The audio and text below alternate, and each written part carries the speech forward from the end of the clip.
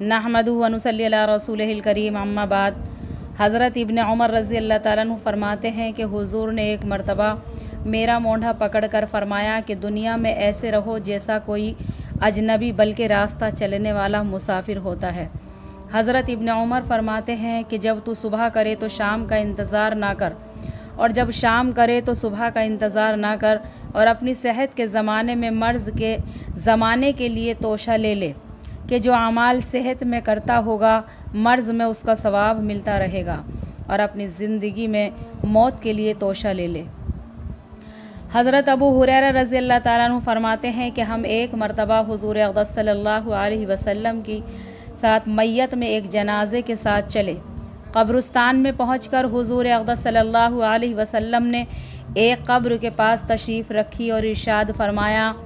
कब्र पर कोई दिन ऐसा नहीं गुज़रता जिसमें वो निहायत ही फसीह और साफ़ आवाज़ के साथ ये ऐलान नहीं करती है कि ए आदम के बेटे, तू मुझे भूल गया। मैं तन्हाई का घर हूँ, अजनबियों का घर हूँ और दहशत का घर हूँ। मैं कीड़ों मकोड़ों का घर हूँ, निहायत ही तंगी का घर हूँ, मगर उस शख्स के लिए जिस पर अल्लाह ताला शानहू मुझे वसी बना दे। उसके बाद हुज़ूर अक़दस सल्लल्लाहु अलैहि वसल्लम ने फरमाया कि कब्र जन्नत के बागों में से एक बाग है या दोज़ख के गढ़ों में से एक गड्ढा है। हज़रत सहल फरमाते हैं कि एक सहाबी रज़ी अल्लाह ताला अन्हु का इंतकाल हुआ। सहाबा कराम रज़ी अल्लाह ताला अन्हुम अजमाइन इनकी ताज़ियत करने के लिए और इनकी कसरत से इबादत का हाल बयान करने लगे। हुज़ूर अक़दस सल्लल्लाहु अलैहि वसल्लम ने सुकूत के साथ सुनते रहे। जब वो हज़रात चुप हो गए तो हुज़ूर अक़दस सल्लल्लाहु अलैहि वसल्लम ने दरियाफ़्त किया कि ये मौत को कभी याद किया करते थे। सहाबा ने अर्ज़ किया कि इसका ज़िक्र तो नहीं करते थे। फिर हुज़ूर ने दरियाफ़्त फरमाया कि अपने जी चाहने की चीज़ों को छोड़ देते थे कि किसी चीज़ के खाने को मसलन दिल चाहता हो और वो ना खाते हों। सहाबा ने अर्ज़ किया कि ऐसा तो नहीं होता था। हुज़ूर अक़दस सल्लल्लाहु अलैहि वसल्लम ने फरमाया कि सहाबी इन दर्जों को ना पहुँचेंगे जिनको तुम लोग जो इन दोनों चीज़ों को करते होंगे पहुँच जाएंगे। एक और अहादीस में है कि हुज़ूर अक़दस सल्लल्लाहु अलैहि वसल्लम की मजलिस में एक सहाबी की इबादत और मुजाहिदा की कसरत का जिक्र करते हुए हुज़ूर अक़दस सल्लल्लाहु अलैहि वसल्लम ने फरमाया कि वो मौत को कितना याद करते थे। सहाबा ने अर्ज़ किया कि उसका तज़किरा तो हमने नहीं सुना। हुज़ूर ने फरमाया तो फिर वो इस दर्जे के नहीं हैं जैसा कि तुम समझ रहे हो। हज़रत इब्राहीम रज़ी अल्लाह ताला अन्हु फरमाते हैं कि हम हुज़ूर अक़दस सल्लल्लाहु अलैहि वसल्लम के साथ एक जनाजे के दफन में शरीक हुए। हुज़ूर अक़दस सल्लल्लाहु अलैहि वसल्लम ने वहाँ जाकर एक कब्र के करीब तशरीफ़ रखी और इतना रोए कि ज़मीन तर हो गई, और इरशाद फरमाया कि भाइयों, इन चीज़ों के लिए यानी कब्र में जाने के लिए तैयारी कर लो। तरगीब यानी हज़रत शकीन बिन इब्राहीम फरमाते हैं कि आदमी चार चीज़ों में ज़ुबान से तो मेरी मुआफ़क़त करता है और अमल से मुखालफत करते हैं। वो कहते हैं कि हम खुदा ताला के बंदे और ग़ुलाम हैं और काम आज़ाद लोगों के करते हैं। दूसरे ये कहते हैं कि खुदा ताला शानहू हमारी रोज़ी का ज़िम्मेदार है, लेकिन इनके दिलों को उसकी ज़िम्मेदारी पर उस वक्त तक इत्मीनान नहीं होता जब तक दुनिया की कोई चीज़ उनके पास ना हो।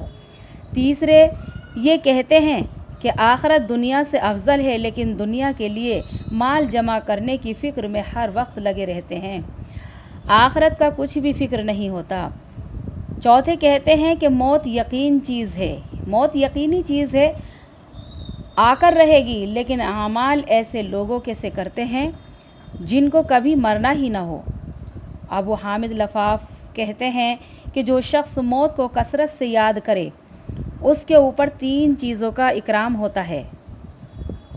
तौबा जल्दी नसीब होती है, माल में कनाअत मयस्सर होती है, और इबादत में निशात पैदा होता है और दिल बस्तगी पैदा होती है। और जो शख्स मौत से गाफिल रहता है उस पर तीन अज़ाब मुसल्लत किए जाते हैं। गुनाह से तौबा में ताख़ीर होती रहती है, आमदनी पर राज़ी नहीं होता और उसको कम ही समझता रहता है चाहे कितनी ही हो जाए, और इबादत में सुस्ती पैदा होने लगती है। امام غزالی رحمۃ اللہ علیہ فرماتے ہیں کہ تمام تعریف صرف اسی پاک ذات کے لیے ہیں جس نے بڑے بڑے ظالم اور جابر لوگوں کی گردنیں موت سے مروڑ دی اور اونچے اونچے بادشاہوں کی کمریں موت سے توڑ دی اور بڑے بڑے خزانوں کے مالکوں کی امیدیں موت سے ختم کر دیں۔ یہ سب لوگ ایسے تھے جو موت کے ذکر سے بھی نفرت کرتے تھے، لیکن اللہ تعالیٰ کا جب وعدہ موت کا وقت آیا تو ان کو گڑھے میں ڈال دیا اور اونچے اونچے محلوں سے زمین کے نیچے پہنچا دیا اور بجلی اور قمقموں کی روشنی نرم نرم بستروں سے قبر کے اندھیرے میں پہنچا دیا اور غلام اور باندیوں سے کھیلنے کے بجائے زمین کے کیڑوں میں پھنس گئے اور اونچے اونچے کھانے اور پینے میں لطف اڑانے کے بجائے خاک میں لوٹنے لگے اور دوستوں کی مجلسوں کے بجائے تنہائی کی دہشت میں گرفتار ہو گئے۔ پس کیا ان لوگوں نے کسی مضبوط قلعے کے ذریعے موت سے اپنی حفاظت کر لی یا اس سے بچنے کے لیے کوئی دوسرا ذریعہ اختیار کر لیا؟ پس وہ ذات پاک ہے جس کے قہر و غضب میں کوئی دوسرا شریک نہیں ہے اور ہمیشہ رہنے کے لیے صرف اسی کی تنہا ذات ہے کہ کوئی اس کا مثل نہیں ہے۔ پس جب موت ہر شخص کو پیش آنے والی ہے اور مٹی میں جا کر ملنا ہے اور قبر کے کیڑوں کا ساتھی بننا ہے اور منکر نکیر کے ساتھ بقا پڑنا ہے اور زمین کے نیچے مدتوں رہنا ہے اور وہی بہت طویل زمانہ تک ٹھکانا ہے اور پھر قیامت کا سخت منظر دیکھنا ہے اور اس کے بعد موت معلوم نہیں ہے کہ جنت میں جانا ہے یا دوزخ ٹھکانا ہے، تو نہایت ہی ضروری ہے کہ موت کا فکر ہر وقت آدمی کے اوپر مسلط رہے، اسی کے تذکرہ کرتا رہے اور اسی کے تذکرے میں مشغول رہے، اسی کی تیاری میں ہر وقت مشغول رہے، اسی کا اہتمام ہر چیز پر غالب رہے اور اسی کی آمد کا ہر وقت انتظار رہے کہ اس کے آنے کا کوئی وقت مقرر نہیں ہے، نہ معلوم کب آ جائے۔ اسی لیے حضور اقدس صلی اللہ علیہ وسلم کا ارشاد ہے کہ سمجھدار شخص وہ ہے جو اپنے نفس پر قابو رکھے اور موت کے بعد کام آنے والی چیزوں میں مشغول رہے اور کسی کام کے لیے تیاری اس کے بغیر نہیں ہوتی کہ ہر وقت اس کا اہتمام رہے، اس کا تذکرہ کرتا رہے، اور اس لیے کہ جو شخص دنیا میں منہمک ہے وہ اس کے دھوکے کی چیزوں میں پھنسا ہوا ہے اور اس کی شہوتوں پر فریفتہ ہے، اس کا دل موت سے بالکل غافل ہوتا ہے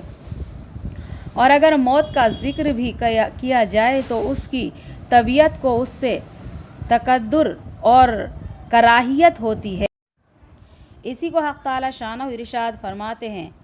قُلْ إِنَّ الْمَوْتَ الَّذِي تَفِرُّونَ مِنْهُ فَإِنَّهُ مُلَاقِيكُمْ ثُمَّ تُرَدُّونَ إِلَىٰ عَالِمِ الْغَيْبِ وَالشَّهَادَةِ فَيُنَبِّئُكُم بِمَا كُنتُمْ تَعْمَلُونَ۔ آپ ان سے کہہ دیجئے کہ جس موت سے تم بھاگتے ہو وہ تم کو آ پکڑے گی، پھر تم اس پاک ذات کی طرف لے جائے جاؤ گے جو ہر پوشیدہ اور ظاہری بات کو جانتے ہیں، اور پھر وہ تم کو تمہارے سب کیے ہوئے کام جتا دے گی۔